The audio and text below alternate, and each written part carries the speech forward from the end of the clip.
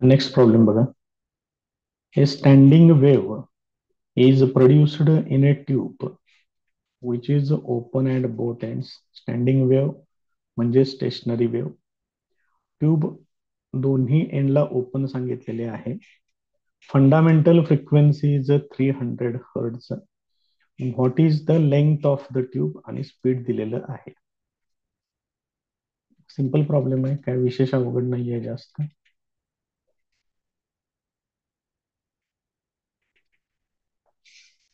Given data.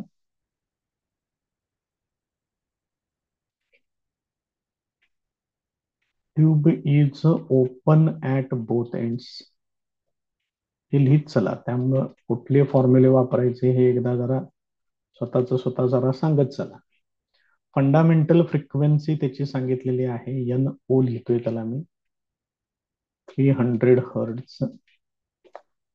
त्यानंतर ट्यूबची length विचारलेली आहे, L O. Speed of sound सांगितलेलं आहे 340 metre per second.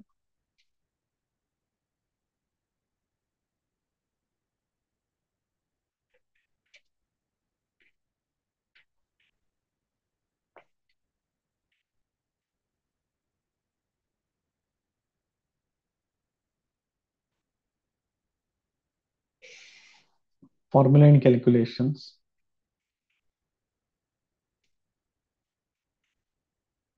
For a pipe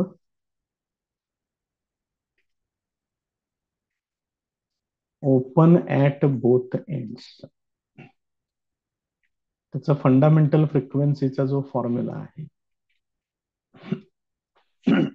तो असा आहे.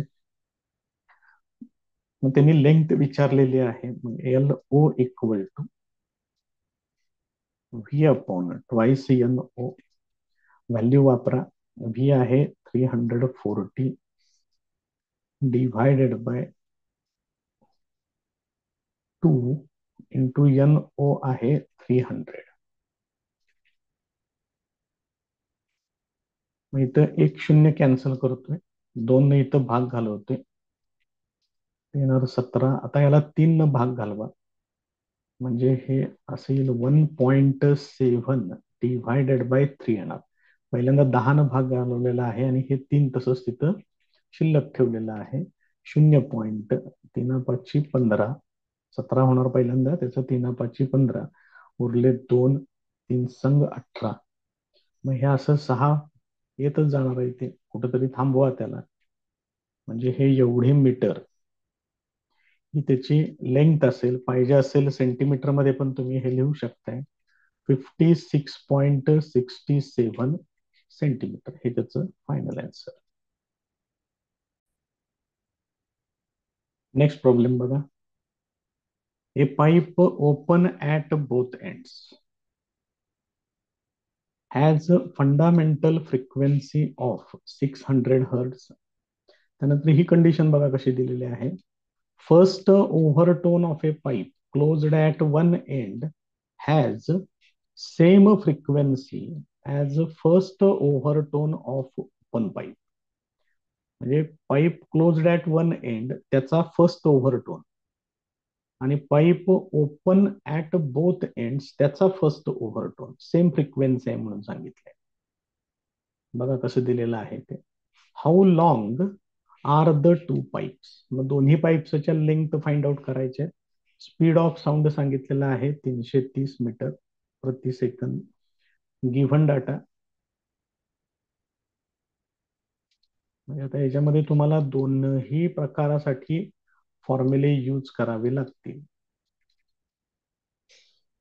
Given data. Pipe open at both ends त्याची फंडामेंटल फ्रिक्वेन्सी सांगितलेली आहे 600 हर्ट्झ. त्यानंतर ही जी इन्फॉर्मेशन त्यांनी दिलेली आहे दुसरी, first overtone of pipe closed at one end, त्याला मी असं लिहितोय क्लोज्ड ॲट वन एंड, म्हणजे त्याला एन सी लिहितोय. त्याचं first overtone is equal to open pipe, त्याला लिहितोय एन ओ आणि त्याचं फर्स्ट ओव्हरटोन हे इक्वल आहे म्हणून सांगितलं. बघा कसं नोटेशन नोटेशन कशा पद्धतीनं वापरलेलं आहे ते. How long are the two pipes, म्हणजे एल ओ फाइंड आउट करा, त्यानंतर एल सी फाइंड आउट करा. स्पीड ऑफ साऊंड त्यांनी दिलेलं आहे 330 metre per second.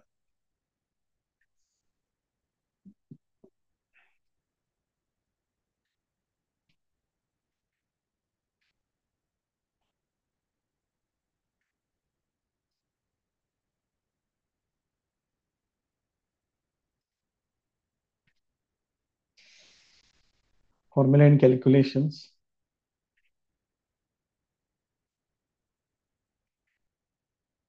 For a pipe open at both ends,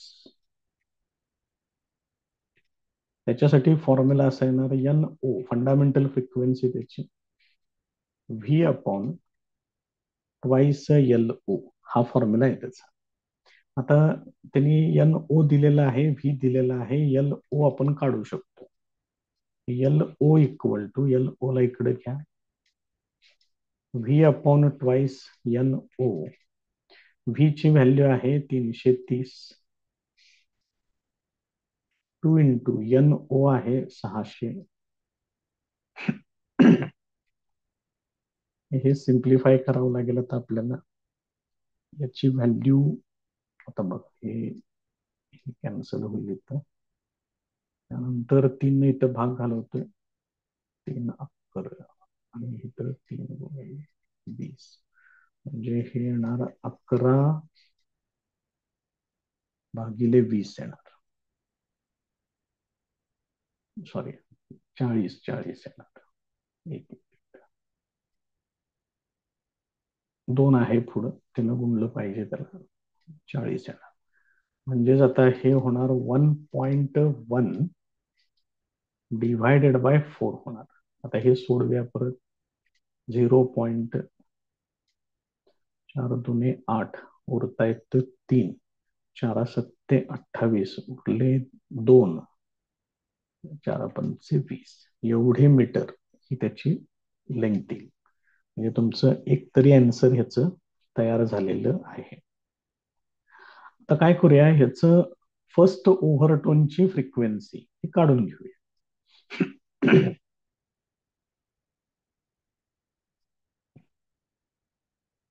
frequency of pth overtone is equal to p plus 1 into N O. याच्यामध्ये pipe open at both end मध्ये all harmonics present असतात, त्यामुळे pith ओव्हरटोनची frequency ही अशी येते. मग आपण first ओव्हरटोन साठी find out करणार आहे. Therefore frequency of first overtone is equal to 1 plus 1 into N O. म्हणजेच हे किती होणार आहे, ट्वाइस एन ओ. मग एन ओ त्यांनी दिलेला आहे, तो सांगितलेला आहे 600 हर्ट्ज. म्हणजेच हे सोडवून किती होणार, 1200 हर्ट्ज. आणि ह्याला आपण नोटेशन काय वापरून ठेवलेलं आहे बघा, N O 1. therefore NO1 equal to, ही त्याची व्हॅल्यू आपण इथं काढून ठेवलेली आहे. आता आपल्याला for a pipe closed at one end साठी अशी सेम प्रोसेस करावी लागेल आणि त्याचं फर्स्ट ओव्हरटोनची फ्रिक्वेन्सी ती आपल्याला काढावी लागेल. बघा समजतंय का कशा पद्धतीनं आहे ते. त्यामुळे हे थोडस गोंधळ करणार आहे, त्यामुळे जरा फॉर्म्युले जे आहेत ते थोडेसे परफेक्ट करून ठेवा, कारण एका वेळेला दोन्ही आले की मग जरा गोंधळ होतो. बघा आता, pipe closed at one end साठी घ्यायचे. For a pipe closed at one end.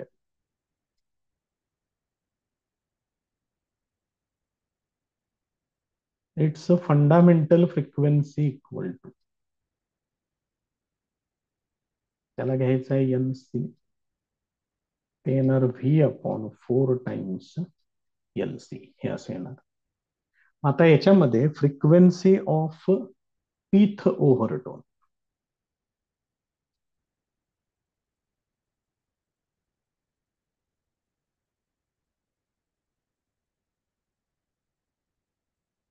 Is equal to, याच्यामध्ये ऑड हार्मोनिक्स असतात, त्यामुळे इथला फॉर्म्युला असा येतो. बघा समजतंय का? मग याच्यामध्ये फर्स्ट ओव्हरटोन साठी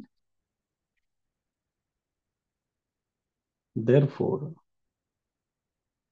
frequency of first overtone equal to, इथं पीच्या ठिकाणी 1 वापरायचं, मग 2 इंटू 1 ते येणार 2, 2 प्लस 1 ते येणार 3, 3 टाइम्स एन सी येणार, म्हणजेच 3V अपॉन 4LC, आणि हेच तुमचं काय झालं, NC1 फर्स्ट ओव्हरटोनची फ्रिक्वेन्सी. आता त्यांनी प्रॉब्लेम मध्ये असं सांगितलंय की ओपन पाईपचा फर्स्ट ओव्हरटोन आणि क्लोज्ड पाईपचा फर्स्ट ओव्हरटोन हे इक्वल आहेत.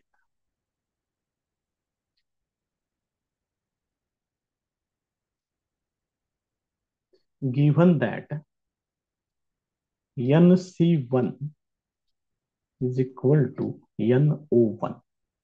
बघूया आपण गिव्हन डाटामध्ये आहे की नाही तसं. बघा इथे लिहून ठेवलेलं आहे आपण, तेच आता आपण इथं यूज करतोय. आता याच्यामध्ये व्हॅल्यूज वापरूया. इकडं आहे थ्राइस व्ही अपॉन 4LC, ते इथनं घेतलं, आणि NO1 ते मी काढून ठेवलेलं आहे मगाशीच 1200, हे असं आहे. आता याच्यावरून मला LC फाइंड आउट करायचं आहे.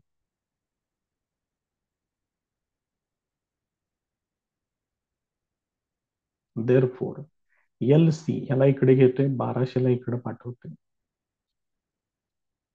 LC equal to thrice V divided by 4 into 1200. V ची व्हॅल्यू त्यांनी सांगितलेली आहे 330. बघूया ते पण,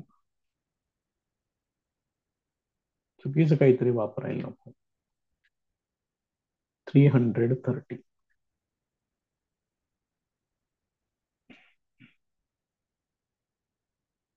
आता हे सोडूया त्याच.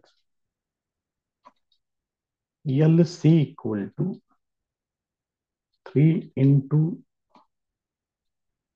330 डिवायडेड बाय 4 इंटू 1200. आता हे आपल्याला सोडवावं लागेल आणि त्याचं बघूया काय येते ते फायनल आन्सर. पहिल्यांदा हे 1 0 इथलं कॅन्सल करून घेतो, 3 न इथं डिव्हाइड करून घेतो, म्हणजे हे होणार 40.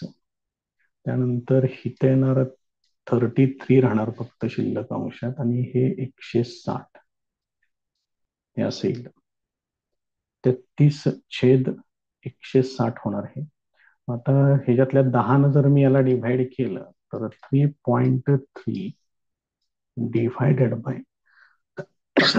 16 येणार, म्हणजेच LC इक्वल टू 16 याला डिव्हाइड केलं 0.33, म्हणजे किती होणार, 16×2 32 होणार. एक राहणार शिल्लक, त्याचं 10 होणार, त्याला काय भाग जाणार नाही म्हणून 0, मग त्याचं 100 होणार, 16×96, मग 4 शिल्लक राहणार, 16×2 32, हे एवढे मीटर येणार बघा, म्हणजे 2चा भाग 1 लागेल तिथं.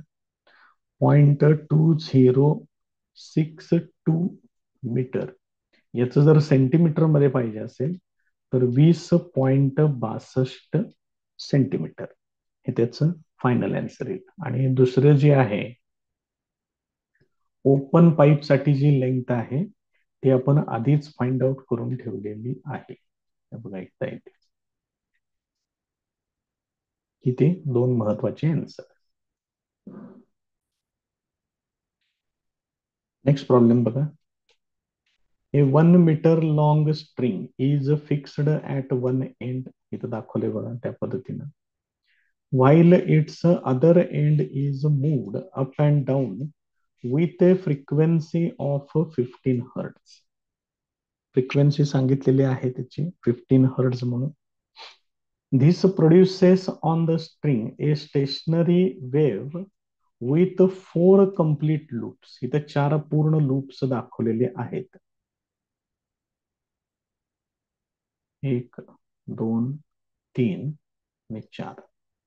Find the speed. Find the speed of the constituent progressive wave. तर या वेव्हचं स्पीड फाइंड आउट करा. एक हिंट सांगितले पुढे तुम्ही. The moving end is an antinode, ते इथं दाखवले. हा जो मुव्हिंग एंड आहे या ठिकाणी काय फॉर्म होणार आहे? अँटीनोड फॉर्म होणार आहे. त्यानंतर दोन नोड्स मध्ये एक लूप असतो आणि दोन नोड्स मधलं डिस्टन्स असतं लॅम्बडा अपॉन 2. त्यामुळे 4 लूप्स साठी बघा काय म्हणतोय ते, एका लूप साठी डिस्टन्स येणार लॅम्बडा अपॉन 2. असे 4 लूप्स आहेत. त्यामुळे 4 लूपचं डिस्टन्स किती होणार? 4 लॅम्बडा अपॉन 2, म्हणजेच हे किती होणार? 2 2 4, हे होणार ट्वाइस लॅम्बडा, प्लस अजून हा हाफ लूप पण त्याच्यामध्ये घेतला पाहिजे आपल्याला. मग एका लूप साठी लॅम्बडा अपॉन 2, त्याचा हाफ म्हणजे लॅम्बडा बाय 4, म्हणजे 2 लॅम्बडा प्लस लॅम्बडा अपॉन 4 असं सगळं कन्सिडर करावं लागेल. ही पूर्ण टोटल लेंथ तेवढी तुम्हाला घ्यावी लागेल. म्हणजेच ही total length L equal to किती होणार? 4 2 8, 8 आणि 1 होणार 9 लॅम्बडा अपॉन 4. त्यामुळे हे डायग्राम वरून तुम्हाला हे लक्षात येईल. आता गिव्हन डाटा बघूया काय काय आहे ते, आणि त्या पद्धतीनं काय किरकोळ चेंजेस करायचे ते करूया आपण.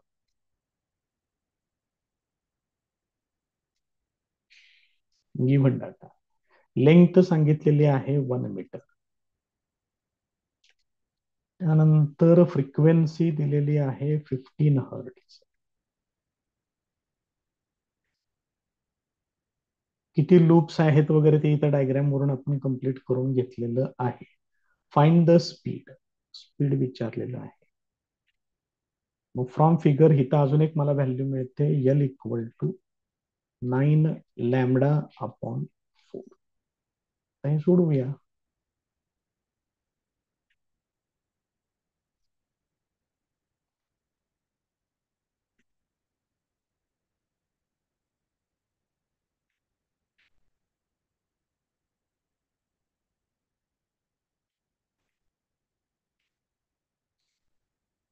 फॉर्म्युला आणि कॅल्क्युलेशन. सगळ्यात पहिल्यांदा हे घेऊया. L equal to 9 lambda upon 4. मग याच्यावरून lambda equal to 4L divided by 9 येणार. म्हणजेच लॅम्बडा इक्वल टू एल ची व्हॅल्यू 1च आहे, त्यामुळे हे येणार 4 अपॉन 9 मीटर. राहू दे त्याला तसंच. आता आपल्याला घ्यायचं आहे V equal to N lambda. N सांगितलेलं आहे 15, लॅम्बडा आहे 4 अपॉन 9. थोडं सोडवा फक्त, म्हणजे तुम्हाला त्याचं स्पीड मिळेल. व्ही इक्वल टू हे किती होणार बघा, 3 त्रिक 9, 3 5 15, 20 डिव्हायडेड बाय 3. हे सोडवा फक्त. 3 संग 18, हे पुढे 6 6 येत जाते. शेवट कुठेतरी थांबवा त्याला, 6चं 7 करून घ्या. हे त्याचं फायनल आन्सर.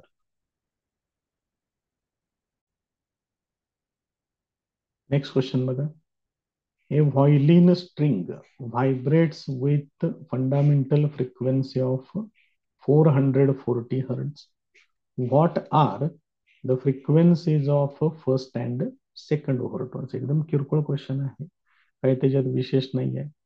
तर हे स्ट्रिंग किंवा वायर हे ऑल हार्मोनिक्स न व्हायब्रेट होते. आवरून टाक्या चटकन, याला काही गिवन डाटा वगैरे जास्त काय ज्यात करत बसत नाही.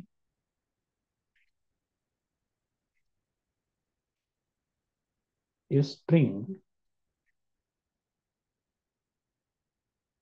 vibrates with all harmonics. Therefore, frequency of pth overtone is equal to p plus 1 into n. n ही त्याची फंडामेंटल फ्रिक्वेन्सी असेल. n त्यांनी सांगितलेलं आहे 440 hertz. Therefore, frequency of first overtone equal to, इथं पी च्या ठिकाणी 1 वापरायचं, 1 प्लस 1 हे होणार 2n, म्हणजेच 2 into 440 that is equal to, ही झाली फर्स्ट ओव्हरटोनची frequency. And frequency of second overtone, P च्या ठिकाणी 2 वापरा, 2 प्लस 1 हे होणार 3n, that is equal to 3 into 440, हे 3 चौक 12, 2 हातचे आले, 3 चौक 12 आणि 13, हे येणार. ह्या त्याच्या दोन व्हॅल्यूज.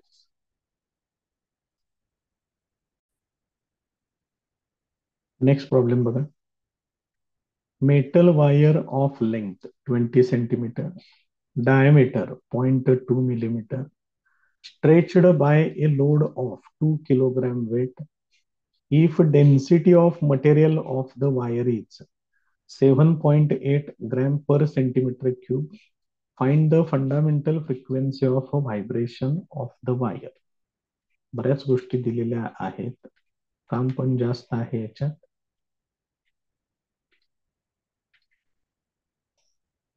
गिवन डाटा, लेंथ सांगितलेली आहे 20 सेंटीमीटर,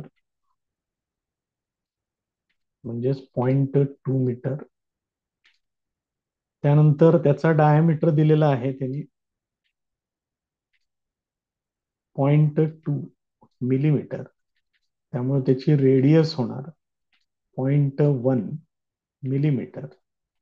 याचं कन्व्हर्शन मीटर मध्ये करतो, 0.1 इंटू 10⁻³ मीटर. 0.1 म्हणजेच 10⁻⁻1 आणि 10⁻⁻1 10⁻⁻3 म्हणजे होणार 10⁻⁻4 मीटर. ही झाली त्याची रेडियस.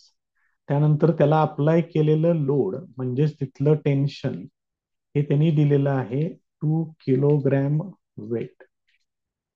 मग हे नेहमी लक्षात ठेवा की किलोग्रॅम वेट मध्ये जर टर्म सांगितलेली असेल तर त्याचं न्यूटन मध्ये कन्व्हर्शन करून घेणं गरजेचं आहे. त्याच्यासाठी त्याला 9.8 न मल्टिप्लाय करा, हे सोडवून 19.6 न्यूटन एवढं होते. त्यानंतर त्यांनी सांगितलेली आहे डेन्सिटी, ही फक्त डेन्सिटी आहे, लिनियर डेन्सिटी नव्हे. युनिट बघा त्याचं काय आहे, 7.8 ग्रॅम पर सेंटीमीटर क्यूब. मग आता ह्याचं कन्व्हर्शन पण करावं लागेल, ग्रॅमचं किलोग्रॅम हे 10⁻³ डिव्हायडेड बाय एका सेंटीमीटरचे मीटर 10⁻² मीटर, मग सेंटीमीटर क्यूब, याचाही क्यूब करावा लागेल, म्हणजे इथं होणार 10⁻⁶ मीटर क्यूब. ते इथं छेदामध्ये येणार आणि मग याचं युनिट बदलेल, किलोग्रॅम पर मीटर क्यूब येणार. आता हे सिम्प्लिफिकेशन बघा याचं किती होते ते. Therefore, rho equal to 7.8 into 10⁻⁻6 वरती गेल्यानंतर 10⁻+6 होणार, 10⁻³ किलोग्रॅम पर मीटर क्यूब. मी तुम्हाला पहिल्यांदा सांगितलं होतं ह्याच्यात जर असं काम जास्त आहे. विचारलंय काय बघा तिने, आता फंडामेंटल फ्रिक्वेन्सी विचारलेली आहे. ती सगळ्यात शेवटी इथं मांडूया. n equal to question. अजून कॅल्क्युलेशन आणि आहे परत. पुढचा सेक्शन फॉर्म्युला आणि कॅल्क्युलेशन.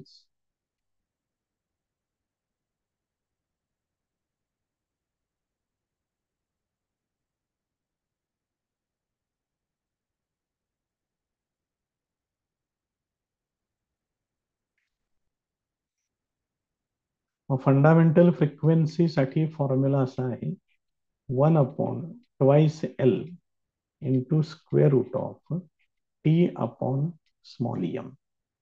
आता याच्यामध्ये त्यांनी रेडियस दिले, डेन्सिटी दिले, ते कुठे दिसत नाही. स्मॉल एम मात्र दिलेलं नाहीये.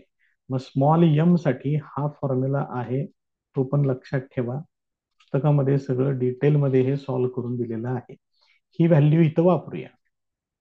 म्हणजे हे काय होईल, n equal to 1/2 L square root of T upon pi R square into rho. याच्यातलं आर स्क्वेअरचं स्क्वेअर रूट निघतंय, ते तेवढं बाहेर घ्या. 1/2 L R into square root of T upon pi into rho हे असेल. आता याच्यामध्ये व्हॅल्यूज वापरूया आपण आणि बघूया त्याचं काय काय होते, कॅल्क्युलेशन करूया. 1/2 इंटू एल ची व्हॅल्यू आहे 0.2, ती इथे घेतोय. आर आहे 10⁻⁴ इंटू 10⁻⁴.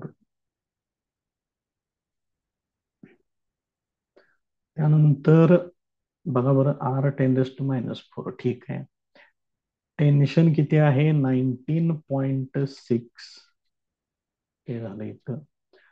पायची व्हॅल्यू आहे 3.142 इंटू रो ची व्हॅल्यू एवढी आहे, 7.8 इंटू 10⁻3. मी तर लिहितो इथं, 1-2 मिनिटं बघतो. 7.8 इंटू 10⁻3. आता व्हॅल्यूज एकदा सगळ्या झाल्या आपल्या तयार. आता बघा दिसेल तुम्हाला. कारण आहेच हे कॅल्क्युलेशन, याच्यामध्ये जास्त करावं लागतं. आता ह्याच्यामध्ये आपल्याला छेदामध्ये किती होते बघा, 7-21 होते, कारण ह्या 10⁻3 ला. बरं ठीक आहे, पहिल्यांदा स्क्वेअर रूटचं कॅल्क्युलेशन आपण पूर्ण करून घेऊ.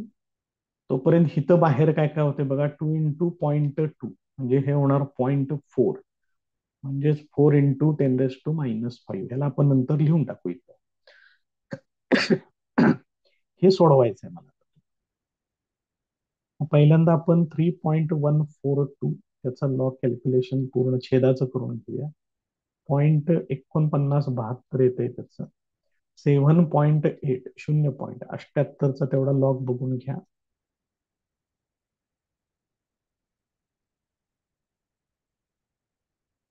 78चा 0 मध्ये तो आहे 8921.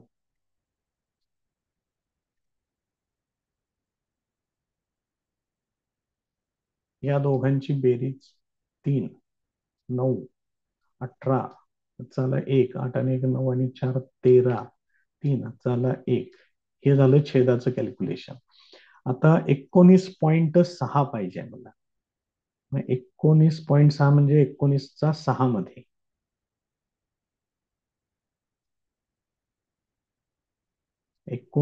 त्याचा 6 मध्ये 2923.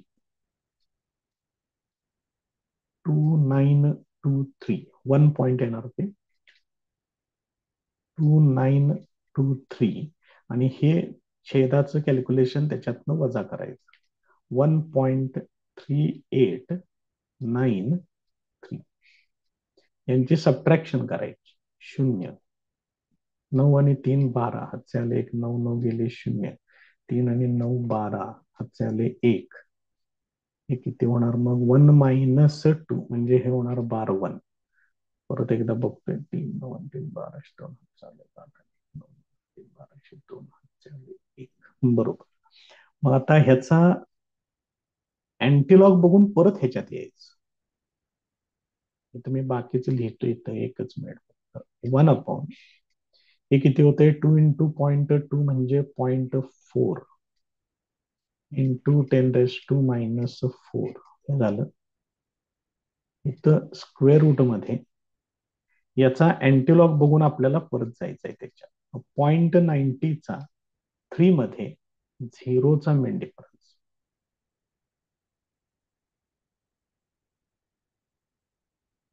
0.90चा 1 2 3 3 मध्ये 0चा मेन त्याचा काय 0.90 आणि 3 आहे ना. 0.90चा 3 मध्ये 7998 7998 म्हणजे इथे येणार 7.998. त्यानंतर हे 10⁻⁻1 आणि हे 10⁻³ वरती घ्या म्हणजे ते होणार 10⁻⁻3 हे असेल. लक्षात येते का कशा पद्धतीने टर्म्स येणार आहेत ते. देअरफॉर n इक्वल टू, आता आपल्याला काय करायचंय बघा, हे 10⁻⁻4 त्याचं मी 10⁻⁻2 लिहिणार आहे आणि याचं फक्त आपल्याला स्क्वेअर रूट बघावं लागेल. बघूया आपण ते.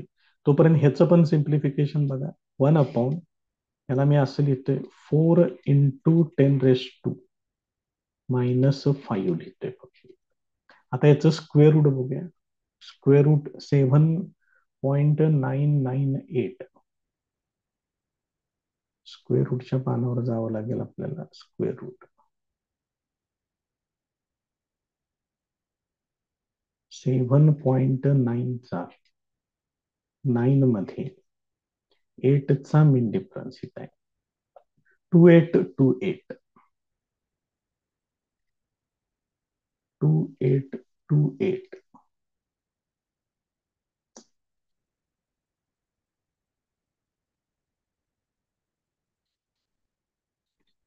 2.828 इंटू 10⁻⁻2 असं येईल.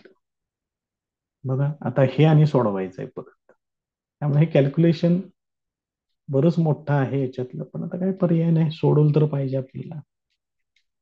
n इक्वल टू हे 10⁻⁻5 वरती पाठवतोय म्हणजे 10⁻³ होणार. बघा बरोबर लक्षात येते का. इथं टर्म अशी आहे 2.828 डिव्हायडेड बाय 4 आणि आता शिल्लक राहणार 10⁻3. मग हेच किती होणार 10⁻3 म्हणजे 3 घरं उजवीकडे जाईल. डेसिमल पॉइंट 28 डिव्हायडेड बाय 4 म्हणजे किती होणार 4 7 28 0 परत 4 7 28 हे असेल 707 हर्ट्ज ही त्याची फंडामेंटल फ्रिक्वेन्सी.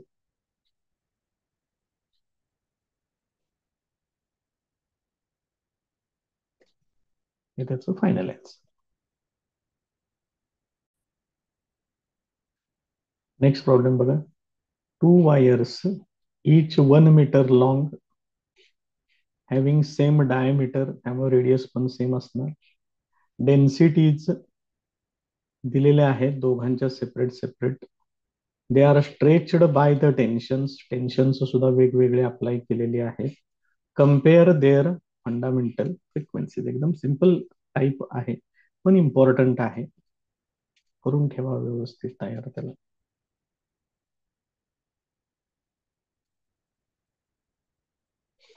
गिव्हन डाटा काय काय सांगितलेलं आहे बघा.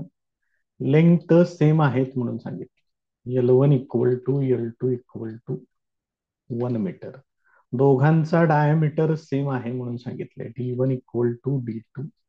त्याच्यावरून तुम्ही आपल्याला पाहिजे ती टर्म म्हणजे R1 इक्वल टू R2 हे घेऊ शकताय. त्यानंतर एक काम करूया आपण, जे इक्वल आहे त्याला आपण एकच नोटेशन ठेवूया म्हणजे आपल्याला परत कॅन्सल करताना सोपं पडेल.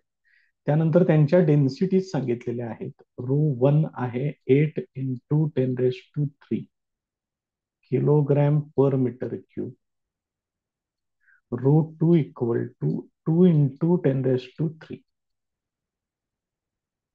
Kilogram per metre cube. हे रो 1 रो 2 झाले. त्यानंतर टेन्शन्स सांगितलेले आहेत. 196 न्यूटन. T2 सांगितलेलं आहे 49 न्यूटन. त्यानंतर कम्पेअर देअर फंडामेंटल फ्रिक्वेन्सीज म्हटले, म्हणजेच N1/N2 equal to question mark. हा रेशो आपल्याला फाइंड आउट करायचा आहे. पुढचा सेक्शन फॉर्म्युला अँड कॅल्क्युलेशन्स.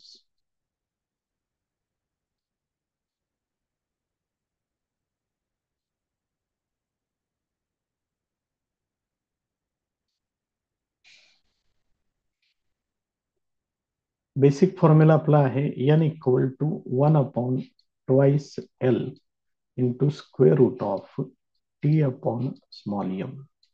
आता याच्यातलं जे लिनियर डेन्सिटी आहे small m equal to πr² into rho, ही व्हॅल्यू इथं वापरतोय. त्यामुळे हा फॉर्म्युला थोडासा चेंज होईल.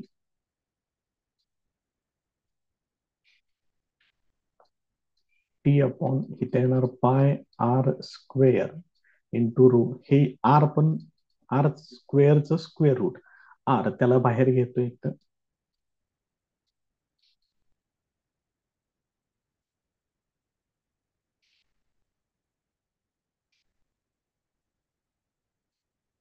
हे असेल. हा आपला बेसिक फॉर्म्युला तयार होईल. आता याच्यावरून N1/N2 हे आपल्याला तयार करायचं आहे, कारण हा रेशो काढायचा आहे. बघा, 2 फॉर्म्युले मी मांडतोय इथं याच्यावरूनच. Therefore N1 equal to 1/2LR हे सेम ठेवतोय. वरती बघा आपण तसं नोटेशन मध्ये वापरले. L1 L2 इक्वल आहे त्यामुळे L लिहिलंय. R1 R2 पण सेम आहे त्यामुळे R लिहिलेलं आहे. आता हे बाकीच्या ज्या गोष्टी आहेत त्याच तेवढ्या फक्त आपल्याला काय करायच्या आहेत, चेंज करायच्या आहेत. मग इथं स्क्वेअर रूट मध्ये काय येणार, T1/π इंटू रो 1 येणार. N2 equal to 1/2LR into square root of T2 divided by π/रो 2 हे असेल. आता यांचा रेशो घ्यायचा आहे आपल्याला. देअरफॉर N1/N2 इक्वल टू, आता हा पार्ट एल आर आणि 2 हे दोन्ही ठिकाणी सेम आहे, ते कॅन्सल होईल. डायरेक्ट त्याला कॅन्सलच करून टाका. तर उरलेल्या सगळ्या टर्म ह्या स्क्वेअर रूट मध्ये. बघा, N1/N2 N आणि T डायरेक्टली प्रोपोर्शनल आहे त्यामुळे हे येणार T1/T2. पाय कॅन्सल होईल. N आणि रो इनव्हर्सली प्रोपोर्शनल आहे त्यामुळे हे येणार √2/रो 1 हे असेल. आता याच्यामध्ये मला व्हॅल्यूज वापरायच्या आहेत. बघा बरं, T1/T2. T1 आहे 196 डिव्हायडेड बाय 49 T2. त्यानंतर डेन्सिटीच्या व्हॅल्यूज बघा. √2 किती आहे, 2 × 10⁻³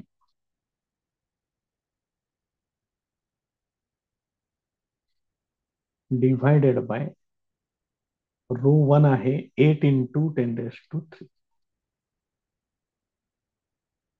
हे असं आहे. बघा काय काय टर्म्स कशा पद्धतीने येत आहेत ते. आता हे तेवढं आपल्याला सोडवावं लागेल. मग मग मग मग बघा, ह्याला जरा सिम्प्लिफाय करूया आपण सिंपल पद्धतीने एकदम. सगळ्यात पहिलं म्हणजे स्क्वेअर रूट तर आहे असंच राहणार आहे. 1-2 मिनिटं हे तेवढं कॅन्सल होईल आणि ह्याला 196 म्हणजेच 98ची दुप्पट आहे बघा. त्यानंतर हिता आहे 49, त्याला 1-2 मिनिटं मी तसंच ठेवतो. पुढचं हे 2 आहे असंच, आणि हे जे 8 आहे त्याला मी लिहितोय 2 × 4. बघा आता कसं होणार, 98 दुने 196, हे 2 आणि 2, हे 2 2, हे 4 4 कॅन्सल केलं, 2 ने ह्याला मल्टिप्लाय केलं की 98च येते. 98 भागिले 98 हे कॅन्सलच होईल, डायरेक्ट 1च येते की याचं. होय, 1 येते. मी म्हटलं काहीतरी थोडंफार तरी कॅल्क्युलेशन काही करावं लागेल, काहीच करावं लागत नाही, डायरेक्ट ह्याचा रेशो 1 येतोय. फार सोपं झालं उदाहरण हे.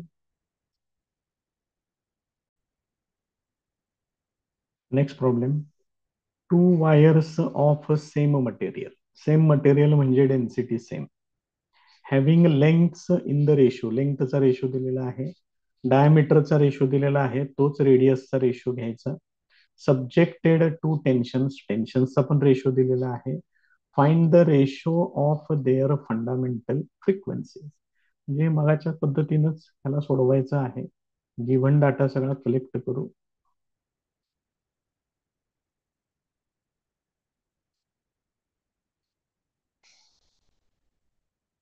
सेम मटेरियल सांगितलं, मटेरियल सेम, त्यामुळे डेन्सिटी सेम, ते मी कन्सिडर करतोय रो. इथं पुढे कंसात लिहून पण ठेवतोय. सेम मटेरियल, लेंथचा रेशो दिलेला आहे L1 upon L2, this is equal to 2 upon 1. डायमीटरचा रेशो दिलेला आहे, तोच रेडियसचा रेशो घ्यायचा डायरेक्ट, काही त्यानं फरक पडत नाही. 3:1. टेन्शनचा रेशो दिलेला आहे T1 upon T2 is equal to 1/4, आणि फंडामेंटल फ्रिक्वेन्सीचा रेशो विचारलेला आहे.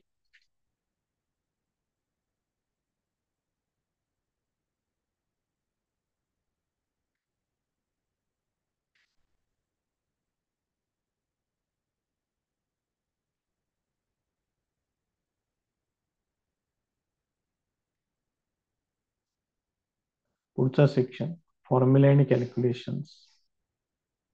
आता बघा याच्यामध्ये परत एकदा तोच फॉर्म्युला घ्यायचा आहे, n equal to 1/2L into square root of T upon small M. Small M म्हणजेच pi R square into row.